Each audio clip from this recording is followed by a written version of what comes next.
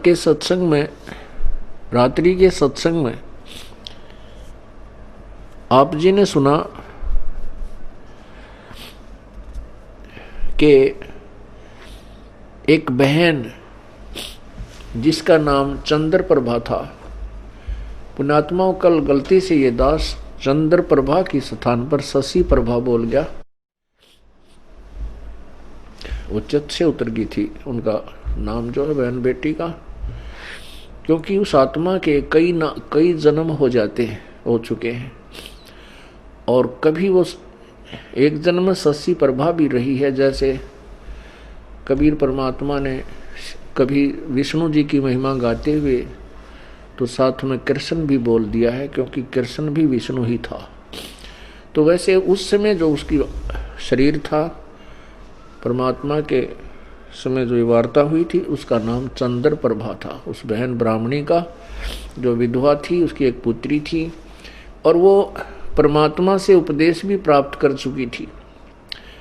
दास आपको बार बार यही समझाने की चेष्टा कर रहा है कि जिस समय परमेश्वर स्वयं आए थे, उस समय अशिक्षित जनता थी, अशिक्षित श्रद्धालु थे और अक्षर ज्ञान प्राप्त केवल एक ही वर्ग किया करता था, जिसे ब्राह्मण कहते थे। यही कारण रहा था कि वो बहन कितनी श्रद्धालु थी, प्रभु को चाहने वाली थी, परंतु उसका जो उद्देश्य था वो बिल्कुल गलत था। उद्देश्य क्या था कि उसने गुरु जी तो बना रखा था कबीर परमेश्वर जी को, उस बहन ने चंद्र प्रभा ने परमेश्वर को, कबीर परमेश्वर जी को गुरु धारण भी कर रखा था और पूजा वही करती थी जो घिसी पिटी, जिनको परमात्मा मना किया करते थे कि पत्थर पूजे हरि मिले तो मैं पूजूं पहाड़, और ताते वो चक्की भली जो पीस खावे संसार। तुम्हारे उस मिट्टी के भगवान थे, पत्थर के भगवान से, तो यदि तुम उसके पूजने से परमात्मा प्राप्ति मानते हो तो मैं पहाड़ को पूज दूं जिसे शीघ्र मिले, क्योंकि वो बड़ा पत्थर है। और तुम्हारे उस मिट्टी के भगवान से अच्छी तो वो पत्थर के भगवान से अच्छी तो वो पत्थर के पार्ट युक्त चक्की, जो हाथ से आटा पीसने की चक्की होती थी, कहते वो चक्की अच्छी जिससे कम से कम आटा तो पीस देता वो पत्थर। परमात्मा यही ज्ञान रह कर दिया करते थे कि मंदिर के अंदर प्रभु नहीं है, मंदिर में केवल प्रभु का चित्र है। प्रभु से काम बनेगा, प्रभु से लाभ होगा, चित्र से नहीं। जैसे सेब का चित्र पत्थर का बनाकर रख ले मूर्ति, और बहुत खूबसूरत और बिल्कुल जो कि तो मिलती जुलती होती है, और उस सेब की मूर्ति की ही पूजा करते रहें, उसी को उठाकर रखते रहें, बार बार उसकी जो है ना धूप धीप करते रहें, नहीं, वो सेब की पत्थर की मूर्ति खाने योग्य नहीं है। वह उस सेब ढूंढना पड़ेगा, वो सेब लेना पड़ेगा। सेब प्राप्त कैसे होगा? उसके लिए पहले मजदूरी करनी होगी, मजदूरी करके 2 पैसे जेब में डालने होंगे, रुपए। उन रुपयों के, उस धन के प्रतिफल में हम उस सेब को खा सकेंगे, उसका आनंद ले सकेंगे। ऐसे ही हम परमात्मा के प्राप्ति रूपी सत्य साधना रूपी मजदूरी करेंगे। इस भक्ति के धन से हम परमात्मा को प्राप्त करेंगे, उस मूर्ति की पूजा करने से नहीं। अब वो बहन चंद्र प्रभा कबीर जी को तो एक साधारण संत भक्त मानती थी, संत मानती थी, गुरु जी मानती थी, और जगन्नाथपुरी में रखी उन बिना बगैर पंजे के हाथों वाली मूर्ति को वो भगवान मानती थी। इसी भ्रम को निवारण करने के लिए प्रभु ने ये लीला की, एक तीर से 2 शिकार किए। उधर से वीर सिंह जी भी उनको परमात्मा नहीं मान पा रहे थे, उनको केवल एक संत और गुरु ही मानते थे। परमात्मा कहते हैं कि गुरु मानुष कर जानते ते नर कहिए अंध, होवे दुखी संसार में आग यम के फंद। कबीर गुरु गोविंद दोनों खड़े, गुरु गोविंद दोनों खड़े, किसके लागू पाए, बलिहारी गुरु आपना जिन गोविंद दियो मिलाए।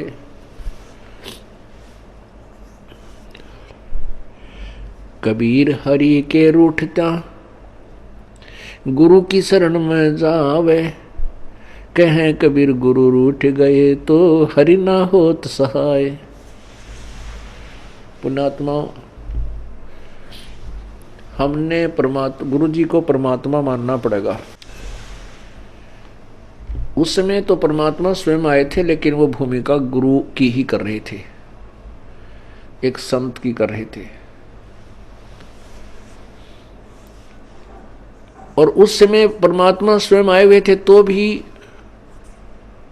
ज्ञानहीन व्यक्ति, श्रद्धालु, अनुयायी तो भी उनको एक सिंपल मैन मानते थे, एक भक्त गुरु संत ही मानते थे। क्योंकि ऐसे सिक्त व्यक्ति जो होते हैं वो ज्ञान के तह तक नहीं पहुंच पाते। कितनी बार समझा लिया प्रभु ने, लेकिन एक वो अक्षर ज्ञान युक्त अज्ञानी संस्कृत भाषा बोल कर और उस भोली आत्माओं को गुमराह कर देता था कि तुम्हारा गुरु तो अशिक्षित है, उसको अक्षर ज्ञान है ही नहीं, वो वेदों और गीता के बारे में जानता ही नहीं, वो तो कोरी बकवाद घड़ता है, झूठ बोलता है। तो हम वो अनुयायी जो प्रभु के थे वो विचलित हो जाते थे और वो मान लेते थे उस अज्ञानी अक्षर ज्ञान युक्त प्राणी की इन बातों को कि सचमुच हमारे गुरु जी तो अशिक्षित हैं, इसलिए ये वेदों और गीता को तो नहीं जान सकते। और वेदों और गीता जी के बारे में तो ब्राह्मण लोग ही सही बताते हैं, पुराणों के विषय में यही सही जानते हैं, क्योंकि सभी पुराण, सभी पवित्र सदग्रंथ, पवित्र गीता जी, पवित्र चारों वेद, पवित्र पुराण सभी संस्कृत लैंग्वेज के अंदर लिपिबद्ध है। इस बात का वो नाजायज फायदा उठाएगी। परमात्मा ने इसलिए ये समय सेलेक्ट किया, ये टाइम सेलेक्ट किया कि पिछली पीढ़ी के अंदर शिक्षित होगा सारा समाज, उस समय ये मेरे को पहचान पाएंगे मेरे बच्चे, और इन काल के दूतों को ये धिक्कार देंगे, ठुकरा देंगे, छोड़ देंगे, त्याग देंगे। गुरु मानुष कर जानते ते नर कहिए अंध, ओए दुखी संसार में आग यम के फंद। पुण्यात्माओं, अज्ञान की इतनी गहरी छाप हमारे ऊपर हो चुकी है कि हम परमात्मा की परिभाषा से अपरिचित हैं। हम परमात्मा को निराकार मानते हैं।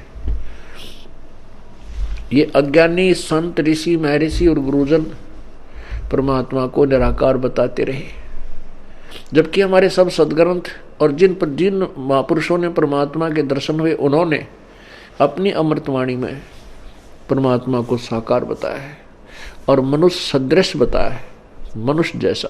लेकिन उनके शरीर के मटेरियल में और हमारे शरीर के मटेरियल में बहुत अंतर है। परमेश्वर का शरीर तेज पुंज का है, उनके शरीर की शोभा बहुत ही अधिक है। करोड़ सूर्य और करोड़ चंद्रमा की मिली जुली रोशनी भी उनके एक रोमकूप की रोशनी से फीकी है। वो साकार हैं और मनुष्य सदृश हैं। परमात्मा के उस स्वरूप को चरम दृष्टि से नहीं देखा जा सकता, उसको केवल दिव्य दृष्टि से देखा जा सकता है। और परमात्मा जब यहाँ आते हैं अपने उस अत्यधिक तेजों में शरीर के ऊपर एक हल्का ओवरकोट डालकर अपने शरीर के उस वास्तविक तेज को कुछ छुपा करके यहाँ प्रकट होते हैं।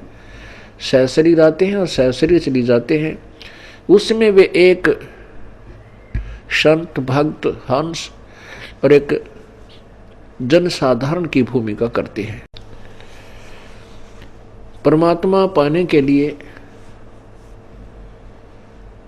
गुरु जी, गुरु बनाना अति आवश्यक है। राम कृष्ण से कौन बड़ो, उन्हों भी गुरु कीन, तीन लोक के वे धनी, गुरु अग अधीन। राम कृष्ण बढ़ते पुर राजा, तीन गुरु बंद कीन निज काजा। कहते हैं राम कृष्ण से तो तुम किसी को बड़ा नहीं मानते। उन श्री रामचंद्र जी ने और श्री कृष्ण चंद्र जी ने भी गुरु बनाए और वो तीन लोक के मालिक भी गुरु जी के समक्ष नतमस्तक रहे, एक गुरु मर्यादा में रहे। श्री रामचंद्र जी ने वशिष्ठ जी को गुरु बनाया और श्री कृष्ण चंद्र जी ने दुर्वासा जी को आध्यात्मिक गुरु बनाया। श्री कृष्ण जी के संदीपनी जो थे वो अक्षर ज्ञान के गुरु थे, उन्होंने उनको अक्षर ज्ञान सिखाया था। गुरु मानुष कर जानते, अब ये तो सिद्ध हुआ कि गुरु का होना अति आवश्यक है। आध्यात्मिक अपने इस ज्ञान, आध्यात्मिक मार्ग को, आध्यात्मिक क्रियाओं को सफल करने के लिए, परमात्मा प्राप्ति के लिए गुरु जी का होना अति आवश्यक है। अब गुरु जी के प्रति हमारा कैसा व्यवहार बर्ताव हो। गुरु गोविंद कर जानियो, रहिए शब्द समाये, मिले तो दंडवत बंदगी, नहीं पल पल ध्यान लगावे। कहते हैं परमात्मा स्वयं संकेत कर रहे हैं कि गुरु गोविंद कर जानियो, गुरु जी को भगवान मानकर चलना और उनकी आज्ञा का पालन करना, उनके द्वारा दिए गए मंत्र का खूब डट के साधना करना, भजन करना श्रद्धा से। और जब भी आपको मिले दंडोत प्रणाम कीजिए। यदि आपसे दूर हैं तो पल पल उन्हीं का ध्यान कीजिए।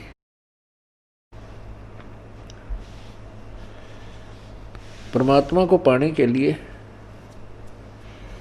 हमने वो प्रत्येक प्रयत्न करना पड़ेगा जो प्रभु पाने में सहयोगी है।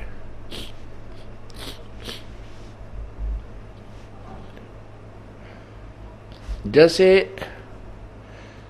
ये दास है, उसमें तो परमात्मा स्वयं आए थे, अब ये दास बेच दिया अपना।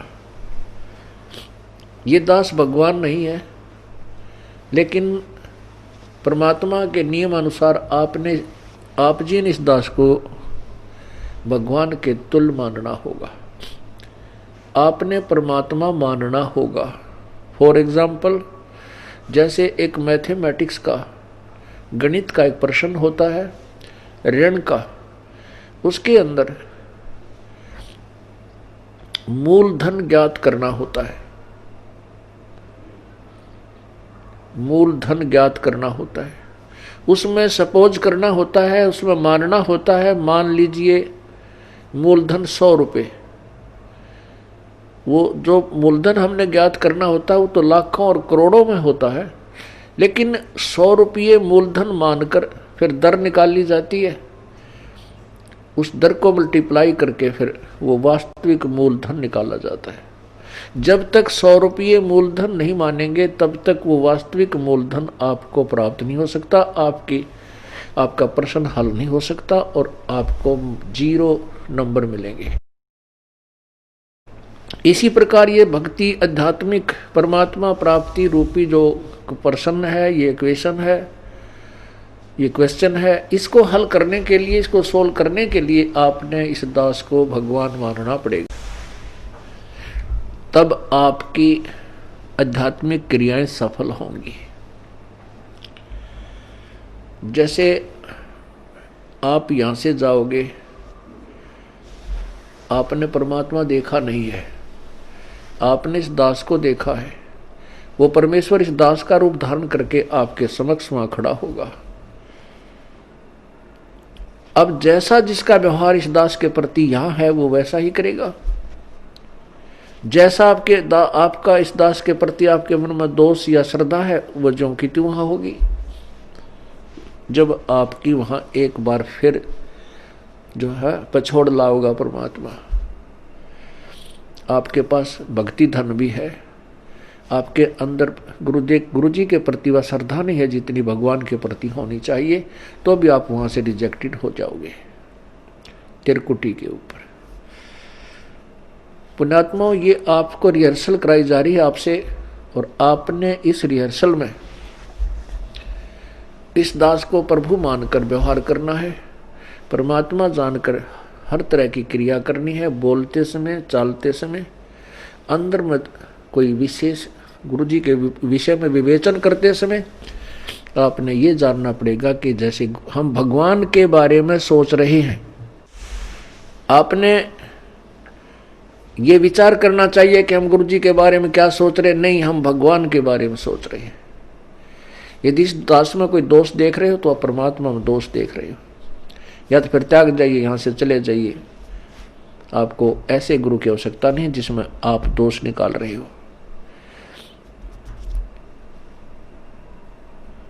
हम इसी प्रकार परमात्मा को प्राप्त कर सकते हैं।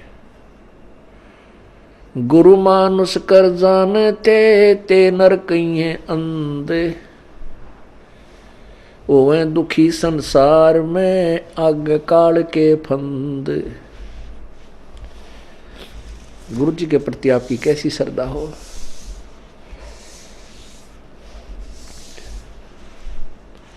जैसे वो बहन चंद्र प्रभा